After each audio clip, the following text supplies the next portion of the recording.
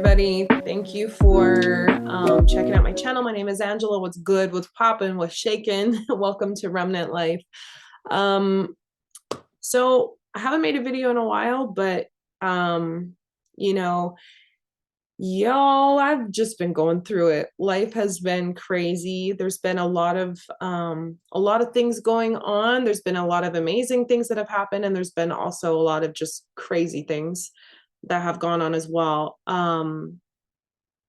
But during this whole process, I've been really feeling this nudging to share my dreams with you guys that I've been having over the past few years. I do try to write them down, especially if it has to do with like the world or like if there's political leaders in it.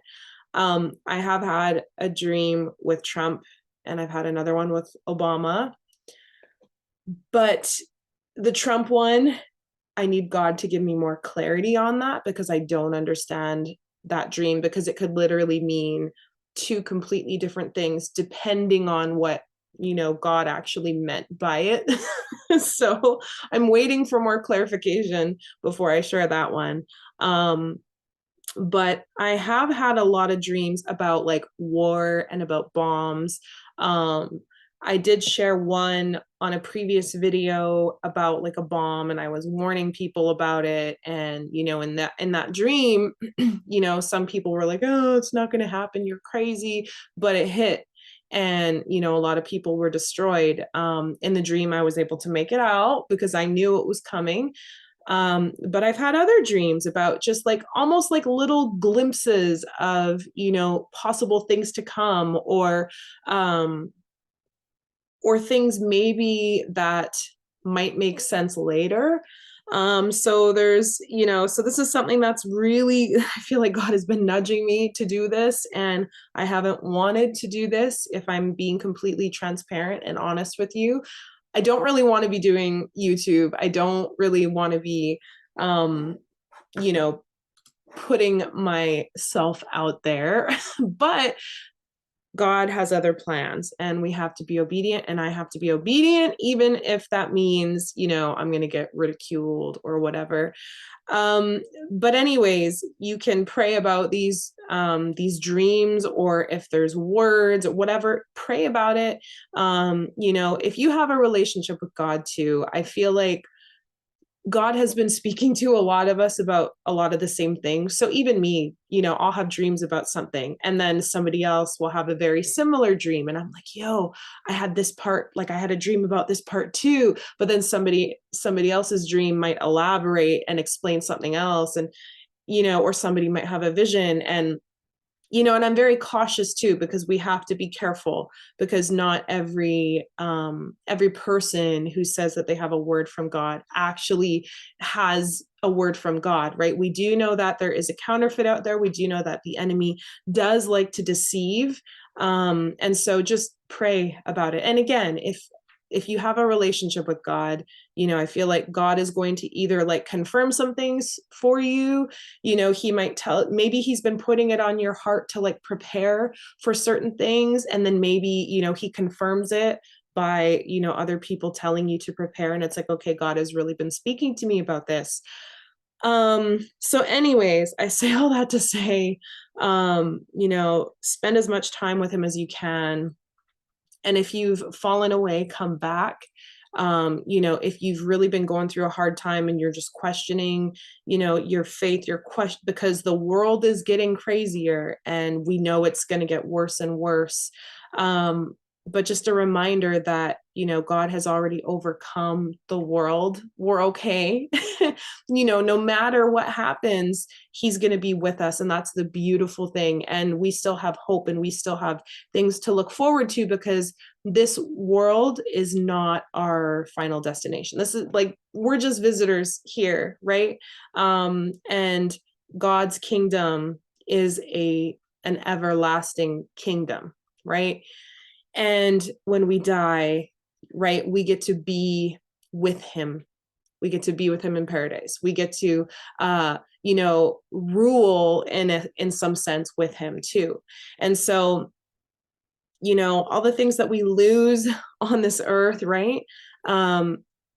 God will restore so many of those things for us in heaven. So if we've lost family members, guess what? We're going to gain a huge family in heaven, right? If we were never able to get into the housing market, we have a mansion prepared for us in heaven. If we've been dealing with depression and stress and whatever, guess what? When we go to heaven, everlasting joy. Like, that's not even something I can like fully comprehend. And I think I've mentioned this in another video because I don't know how to understand that. But just remember, like, all of these things that like, weigh us down on this earth, one day it's not even gonna affect us anymore. It's just gonna be a distant memory, and we're gonna sit to ourselves and say, wow, God got me through that time. He sustained me. Look where I am now. And like, we're going to be in heaven with him. And, he says he's going to wipe away every tear from our eyes. And so, we're going to be comforted so much. So yes, there may be, temporary suffering or pain that we go through. We all go through it. Even if you're not a Christian, we all go through seasons that are extremely hard. And I really do believe that these seasons sometimes are testing seasons, right? To see who we really are, to see, what our character is. What are we going to be like if we've been hurt? Are we going to get revenge? Are we going to become bitter, right? Are we, or are we still going to choose to love people in the middle of it, or pray for people who maybe you wouldn't want to pray for, right? And so, yeah, so just remember that, like, when things get really hard too, sometimes there's like there's always a reason and a purpose and a plan, right? Romans 8:28 says, what is it? Romans 8:28. For all things work together for the good of those who love God and are called according to his purpose. So he's going to work everything out for you. All those things that don't make sense at the moment, they will eventually. And I do believe it's part of our testimony. I think about the different people in the Bible that we read about. They have crazy stories, crazy testimonies. And God is still doing that today because, again, his word says he's the same yesterday, today, and forever. And if that's true, is he not going to continue, showing his glory, showing his power, and doing it in crazy, impossible situations? Of course he's going to do that. But the thing is, that means we have to go through these crazy situations that do seem impossible in order for us to see his hand.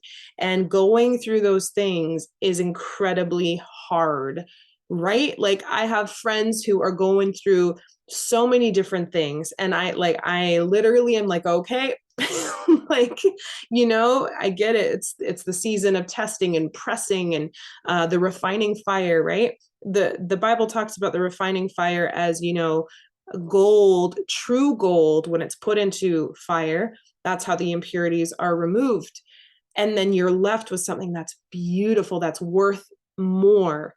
But if you were to try the same thing with fool's gold, it's not going to be able to stand the heat, right? Because it's not real. It's going to just crumble to pieces, and there's no value in that. It's, it's not more beautiful when it's done, when it's not real. And so that's kind of like our faith, right?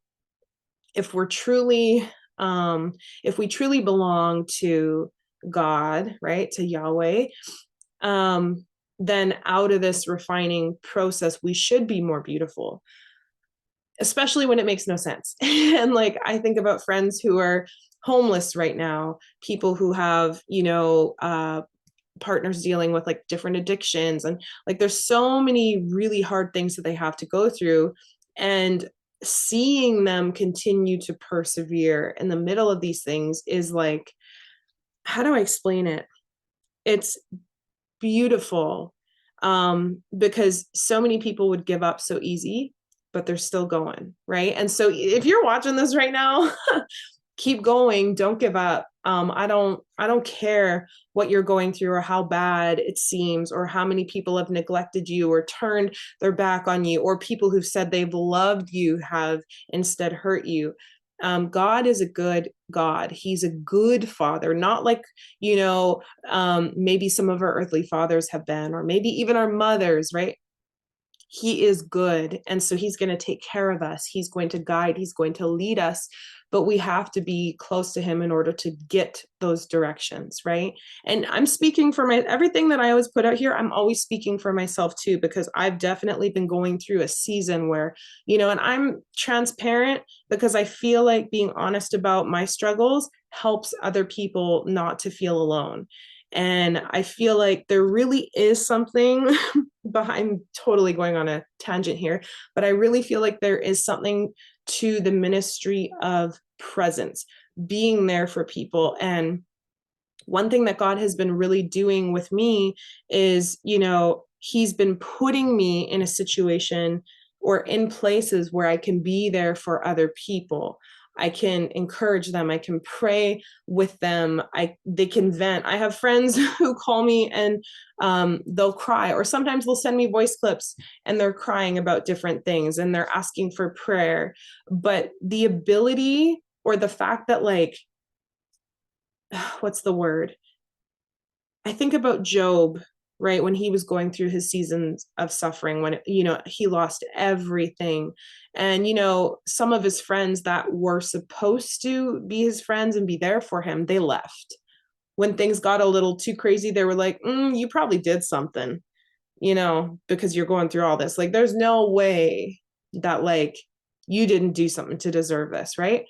And so the ministry of presence, when they could have been there and prayed for him and said, hey, what do you need? Instead, they said, I'm not going to help you anymore because it's your fault. And instead, I look at Jesus and I'm like, he was the opposite, right? I mean, sometimes he would call people out on their stuff, but most of the time he would break bread with people and just be with people. Obviously, he had times where he had to be alone, but he would just be with them, right? And I find it very interesting too, even the fact that they ate dinners together, right? That's a very like intimate thing to share that space with someone, or even if you're making food, to cook food for somebody else, or just to have that experience. And nowadays we live in a world that is so selfish and narcissistic that, like, we don't do those things anymore. We don't really have a sense of community. Most people don't really know their neighbors. I'm blessed in the fact that, like, I know most of my neighbors in the area, but like nowadays that's just very I would say it's not necessarily the norm. But anyways, I don't know how I got into that whole tangent. Maybe I was meant to share it. But basically, don't give up, keep fighting. I know it gets really hard, and I'm not going to sugarcoat things and say that, like, suck it up, right? Because sometimes it's hard and the tears seem relentless and the battles seem never ending. And I do get that, trust me. But don't give up, because God is going to do something with you. He's going to do something with your story, with your situation. There's a reason for it. And there's a book that I got from my dad. Actually, I have it here. It's amazing, by the way. You can get this book. It's older. I think it was from his Bible college, but I've started reading it, and I take myself on like breakfast dates sometimes, and I bring this book and I read it, and I've like bawled so many times reading it. It's called Don't Waste Your Sorrows, a study in sainthood and suffering by Paul E. Billheimer. And it's an older book. I think it's been updated, and I think the title might even be a little bit different, but the author obviously is the same. So Paul E. Billheimer, Don't Waste Your Sorrows. It's amazing. And he talks about, how suffering has different purposes, right? Sometimes, the goal is to overcome the suffering, is to overcome the situation. And sometimes, God answers prayers and we get that victory in the here and now, right? Amazing. Fantastic. We've overcome, the situation's dealt with. Hooray. But other times, God doesn't remove that situation or doesn't remove us from the things that are bothering us. Just like with the Apostle Paul, he asked God to remove the thorn from his side 3 times, and God was like, my grace is sufficient for you instead. And so the author is basically talking about how the goal of the believer is to be like Yeshua, right? Jesus, to be like him. And to be like him means we have to go through suffering. Because he was saying when we go through these periods of suffering, right, our hearts, our minds are opened to different things. For example, when I was dealing with a chronic illness years ago, my heart was just like open to a new world of suffering that I didn't know existed until I lived it, until I understood how painful and traumatic, the whole thing is, even just from like the medical institutions, how traumatic dealing with them can be sometimes. And so because I went through that, I'm better now. I have a whole story about how God healed me, and I'll do a testimony one day because it's really crazy.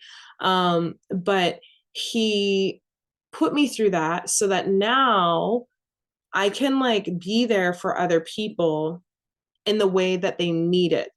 Again, going back to the ministry of presence, not just like telling people like, oh, you don't have enough faith, you're not trying hard enough, you're not praying. No.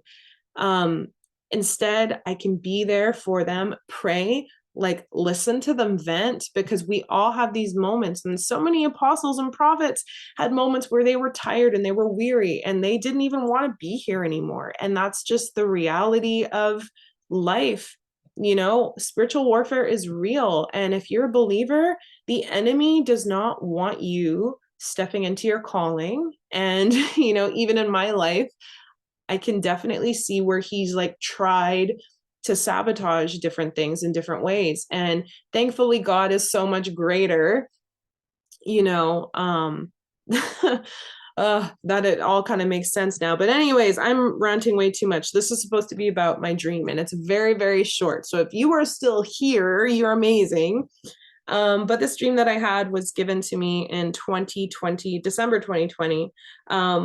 And this one was about,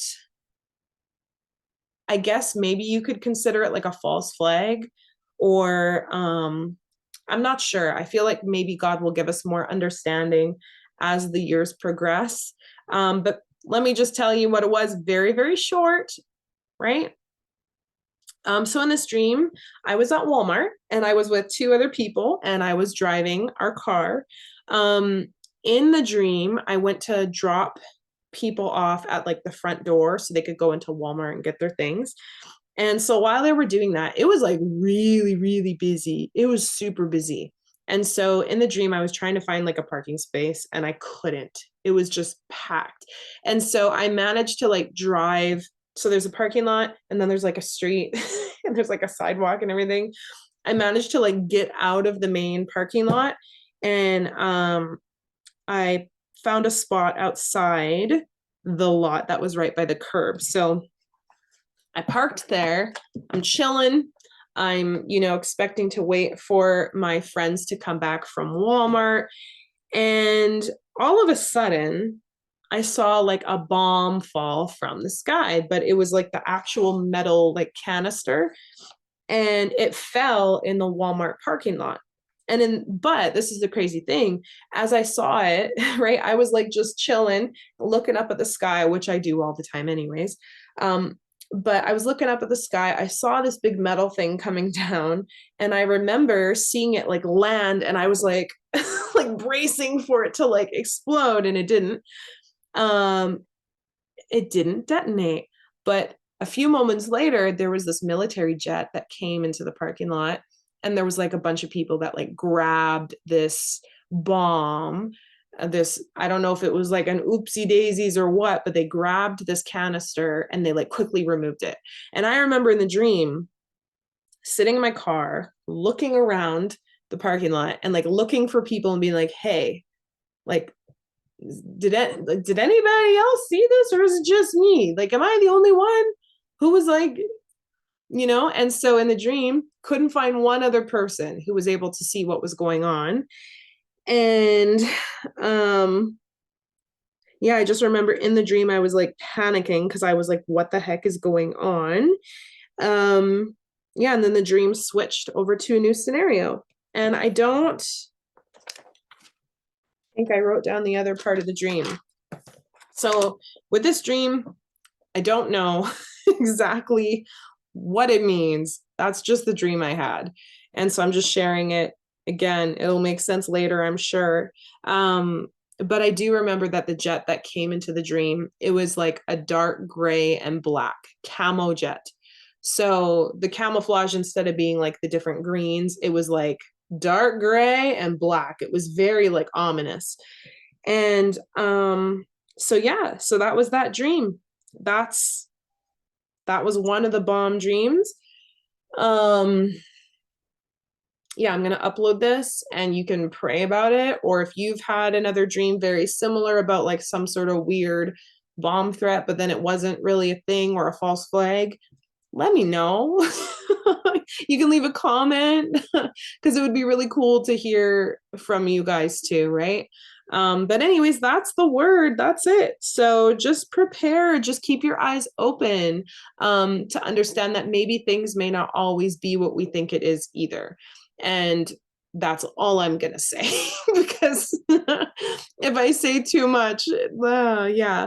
But just remember, right? Even with like the news, right? There's lots of propaganda out there that's saying certain things. And is it the full truth about what's going on? Right? Because why are they giving us the narrative in the first place? Yeah, so just, I don't know. So just stay, what's the word? Stay observant to your surroundings and to what's going on and to, different news articles, and just remember to critically think the information that you're being given and ask yourself, why are they giving me specific information? And why are they maybe not? Like, is it the fact that they want you to be in a state of fear? Is it the fact, right? Like, what is it? Or is it legitimate? So anyways, so that's pretty much it. I'm going to leave it there. Lord God, Yahweh, I just thank you for who you are. You're amazing. God, I just pray that you would bless anybody who watches this video. I pray that you would provide for their needs, God. I pray that you would bring restoration back to their families. I pray, God, that you would just restore the things that the enemy has taken from them, God. I pray in these crazy times that we're living in, God, that you would just continue to provide, but that you would just also direct and protect. So if you want certain people to move, that you would lead them and guide them to the areas you want them to be in. But or maybe if you want people to get into different lines of work or ministry even, God, I pray that you would just really make it clear to them. Because at the end of the day, this world is crazy, but we do have hope. We do have joy. We are going to be in another place one day. We're just visiting here. And so, God, I pray that you would help us to let other people know about your eternal kingdom, one that is not going to fade. And God, I thank you that one day you're going to wipe away all the tears from our eyes, and you're just going to give us peace and joy. And so I just thank you that even though we may have stress and suffering and whatever now on this earth, I know that that's not permanent. And I know that the permanent life to come is going to be one of joy anyway. So God, I pray that you would give us all, the sustenance to keep going, to keep persevering in the middle of really hard situations, because it seems like a lot of believers have just really been going through it, and like the enemy has been trying to just like weary down the saints. Like, not even gonna lie, it just seems like that's what's going on. And so I pray, God, that you would give us the sustenance to keep going, that you would give us that supernatural strength to be able to push through these obstacles and push through the warfare. God, I just come against any any curses that have been placed on anybody that's watching this video. We bind, rebuke, remove any curses from witches or warlocks in Jesus' name. We ask that those demonic spirits would be put in a cage and sent before your feet, God, before your throne, and that you would deal with them, God. And I just thank you so much for who you are, that you love us, that you give us, dreams and visions of the things to come. And so you're amazing. We love you. We thank you. We praise you. You're good. And yeah, just help us out, God, in these times. We need you so much. In Jesus' name, amen. Okay, thanks, guys. That's it for this video. Bye.